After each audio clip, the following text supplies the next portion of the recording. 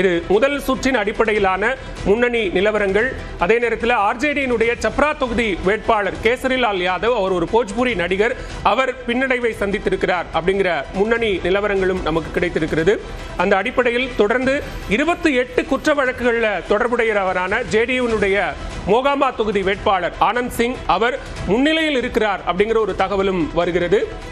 முதல் சுற்று முன்னணி நிலவரங்களை நாம் பார்த்து கொண்டிருக்கிறோம். அந்த அடிப்படையில் அலிநகர் தொகுதியில் சமீபத்தில் பாஜகவில் இணைந்து ஒரு பிரபல முகமாக பார்க்கப்பட்ட மைதிலி தாக்கூர் அந்த தொகுதியில் தொடர்ந்து முன்னிலையில் இருந்து கொண்டிருக்கிறார். அவர் எதிர்த்து போட்டியிட்ட வேட்பாளர் பின்னடைவை சந்தித்திருக்கிறார்.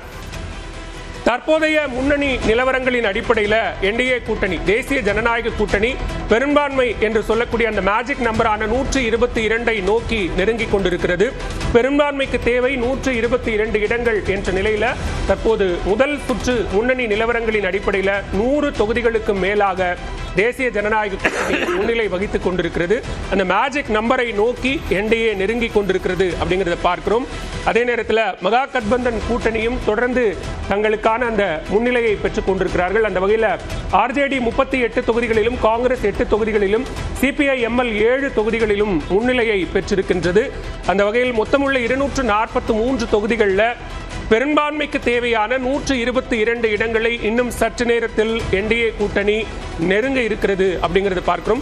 சுவாமிநாதன், 166 தொகுதிகளுக்கான முன்னணி நிலவரங்கள் வந்திருக்கிறது. 106-56 50 சீட்ஸ் டிஃபரன்ஸ் அப்படிங்கிறது பார்க்கிறோம். இனி இது இப்படியே தொடர்வதற்கான வாய்ப்புகள் தான் இதில் அதிகமாக இருக்கும். ஏன்னா மணி 9 மணி ஆகுதுங்கும் போது சற்றேறக்குறைய 2 சுற்றுகள் வரையும் எண்ணப்பட்டிருக்கலாம். அப்படி எண்ணப்படுகிற பொழுது இதுக்கு மேலே ஒரு பெரிய வித்தியாசம் வந்துடும் அப்படின்னு நம்ம சொல்லிட முடியாது.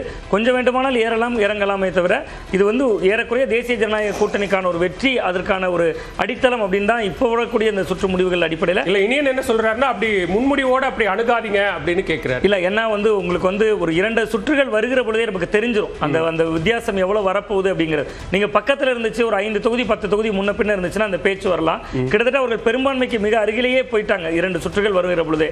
அப்ப அது அப்படியே தொடர்வதற்கான ஒரு வாய்ப்பு தான் இப்போ உள்ள சூழல்ல இருக்கு. இன்னொன்று இது ஒரு ஓட்டு திருட்டோ மற்ற எந்த விஷயங்களோ பெரிதாக எதிரொலிக்கல அப்படிங்கிறதையும் இது 167 அப்படிங்கிற அந்த நம்பரை ரீச் பண்ணிருக்கோம். இதுல மகா கட்பந்தன் 58 இடங்கள், என்டிஏ கூட்டணி 105 இடங்கள் அப்படின்னு பார்க்கும்போது இது ரியல் டைம்ல எந்த அளவுக்கு ரிஃப்ளெக்ட் ஆகுது, கடந்த தேர்தல் முடிவுகளோட அந்த ரியல் டைம் ரிஃப்ளெக்ஷன் அப்படிங்கிறதையும் நம்ம மேஜிக் வால் மூலமாக பார்க்கலாம். வழங்குவதற்காக இணைகிறார் நெறியாளர் அபிநயா. ஓச்சு. நன்றி. இப்போ தேசிய ஜனநாயக கூட்டணிக்கு எதிராக இருக்கக்கூடிய அம்சங்களாக பார்க்கப்பட்டது 2 விஷயங்கள். ஒன்று, எஸ்ஐஆருடைய தாக்கம் என்னவாக இருக்கும், அதே மாதிரி இஸ்லாமியர்கள் வெற்றியை தீர்மானிக்கக்கூடிய அந்த இடங்கள்ல அவர்களுடைய வெற்றி வாய்ப்பு எந்த அளவுக்கு இருக்கும் அப்படின்றத. அப்ப இந்த 2 இடங்கள்லயும் என்ன நடந்திருக்கு அப்படின்றத பார்க்கலாம். முதல்ல முஸ்லிம் டாமினேட்டட் பகுதிகளாக அறியப்பட்ட அந்த 53 தொகுதிகள், அதாவது அதுல இப்போ வரைக்கும் 36 தொகுதிகளுக்கான நிலவரம் தெரிய வந்திருக்கு. இது என்டிஏவுக்கு சாதகமான ஒரு சூழல் ஏற்பட்டிருக்கு அப்படின்றத பார்க்க முடியுது. 18 தொகுதிகளில் என்டிஏ கூட்டணி கட்சியினர் தான் முன்னிலை வகிக்கிறாங்க. அது முந்தைய தேர்தலில் அவங்க பெற்ற தொகுதிகளை விட 4 தொகுதிகள் கூடுதலாக பெற்றிருக்காங்க அப்படின்றத பார்க்க முடியுது. இந்தியா கூட்டணியை பொறுத்த வரைக்கும் 15 தொகுதிகளில் முன்னிலை வகிக்கிறாங்க. இப்போ அந்த 18 19 மாறிடுச்சு. மொத்தம் 53 தொகுதிகளில் இப்போ 38 தொகுதிகளோட நிலவரம் தெரிய வந்திருக்கு. 19 16 என்ற எண்ணிக்கையில இருக்கு. ஆனா இந்த வித்தியாசம் குறைவாக இருக்கு அப்படின்றதையும் பார்க்க முடியுது. இது இஸ்லாமியர்கள் அதிகமான வெற்றியை தீர்மானிக்கக்கூடிய தொகுதிகளாக அறியப்படுற 53 தொகுதிகளுடைய தற்போதைய நிலவரம். இதுலயே எஸ்ஐஆர் இம்பாக்ட் இருக்கக்கூடிய தொகுதிகளாக அறியப்பட்ட இடங்கள்ல என்ன நடந்திருக்கு அப்படின்னு பார்க்கும்பொழுது மொத்தமாக எஸ்ஐஆர் இம்பாக்ட் இருப்பதாக அறியப்பட்ட தொகுதிகளில் 44 தொகுதிகளில் என்டிஏ முன்னிலை வகிக்கிறாங்க.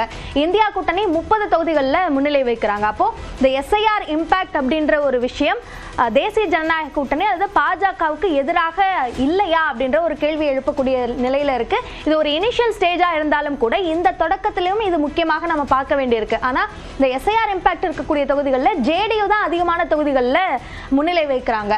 பாஜகவை பொறுத்த வரைக்கும் 16 தொகுதிகளில் முன்னிலை வைக்கிறாங்க.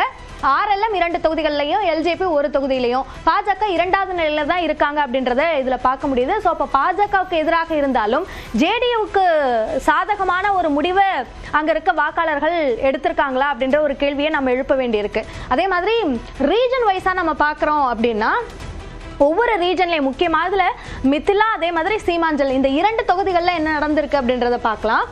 மித்திலா ரீஜனை பொறுத்த வரைக்கும் இங்குதான் அமித்ஷா தன்னோட பிரச்சாரத்தை மேற்கொள்ளும் போது சீதாவுக்கான ஒரு கோயில் அங்கு கட்டப்படும் அப்படின்ற ஒரு அறிவிப்பை வெளியிட்டார். இப்போ அந்த இடத்துல என்டிஏக்கு சாதகமான ஒரு சூழல் தான் ஏற்பட்டிருக்கு. மித்திலா ரீஜனை பொறுத்த வரைக்கும் அங்கு இந்துக்களுடைய வாக்குகள், அதே மாதிரி ஜெயின்ஸ் அவங்களோட வாக்குகள் அதிகமாக இருக்கக்கூடிய ஒரு தொகுதியாக இருக்கு. அங்க இஸ்லாமியர்களோட வாக்குகளும் கணிசமாக இருக்கு. அங்க என்டிஏவுக்கு சாதகமான ஒரு சூழல் தான் இருக்கு. பாஜக 11 தொகுதிகளிலையும், ஜேடியு 11 தொகுதிகளிலையும் முன்னிலை வைக்கிறாங்க. எல்ஜேபி ஒரு தொகுதி, ஆர்எல்எம் ஒரு தொகுதியில முன்னிலை வைக்கிறாங்க.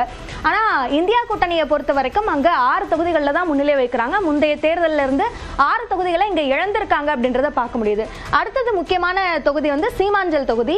இஸ்லாமியர்களோட வாக்குகள் மிக அதிகமாக இருக்கக்கூடிய ஒரு தொகுதி. இப்போ அந்த இடத்துல என்டிஏ 15 இடங்கள்ல முன்னிலை வைக்கிறாங்க, இந்தியா கூட்டணி 12 இடங்கள்ல முன்னிலை வைக்கிறாங்க அப்படின்றத பார்க்க முடியுது. பால